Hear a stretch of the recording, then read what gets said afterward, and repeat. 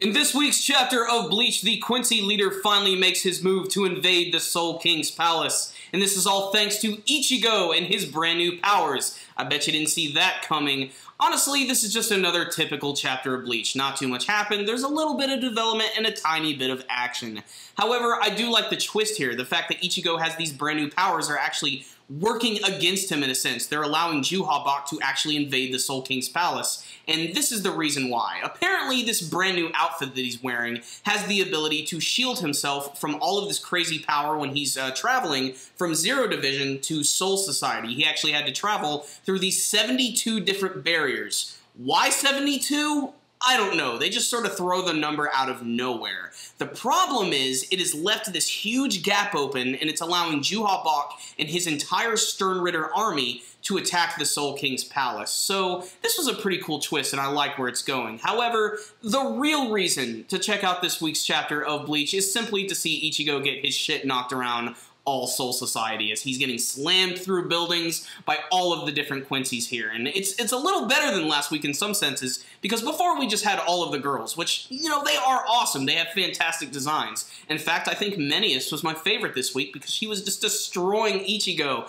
kicking him through buildings and just making shit explode. It's nothing you haven't really seen before, but it's still pretty exciting and it'll get you pumped up. There's also that one old Quincy guy who still remains nameless, but he's the one who has the guns. And he is just awesome. I mean, you gotta imagine, he's the one who took out Shinchui's eye, so that's a pretty damn big deal in and of itself. But at the end of the day, aside from the fact that Ichigo's brand new mithril powers are actually going to end up screwing them over, the best part is that all of his friends actually arrive at the end to help him out. You have Rukia, Byakuya, Ikkaku, Yumichika, Shuhei, they are all there getting ready to kick some ass and go up against all of these Quincy's. This is basically just another setup for another fight. I'm not really sure where it's going to go from here, however. I'm not sure if Juhabok is immediately going to start going to the Soul King's palace, if he's going to meet any form of opposition.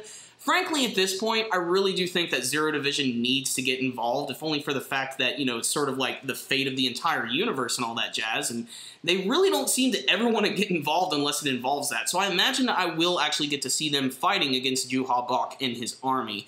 However, there's still, I'm sure, a lot of other little plenty plot twists coming in here, but the other things that made this one good is, of course, the artwork. If there's one thing that Kubo does well, it is his character artwork, and it definitely shined through this week, especially with Ichigo at the end as he's getting knocked around. You could see that he was actually sort of visibly shocked by everything that was going on when he actually realized that it's his powers that are going to allow the Quincy army to take over Soul Society and the Soul King's palace.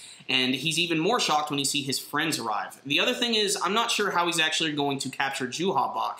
The thing is, though, they're not going to be able to just instantly close all of these barriers. In fact, he makes it very clear how long they have, and he has well over an hour to get through this place. And considering Ichigo just went down Snake Way in like 20 minutes, I don't think that's going to be a problem for Juhabok, or whatever the hell his name is. They really need to bring the anime version of Bleach back so I can figure out how to pronounce his name. I'm still not sure if it's Juhabok or if he's literally named after the forest creatures of Endor. What I will say is, this week's chapter was okay. It was just another setup chapter with a lot of little bits of cool action and a little bit of plot twist. So I'm going to drop an 8 out of 10 on this one. I'm still not quite sure where this arc is going. What I will say, it is still very exciting getting to see all of these characters make a return. And frankly, I can't wait to see Ikkaku do something badass, because we need more representation from bald characters. That's my review, guys. Check it out.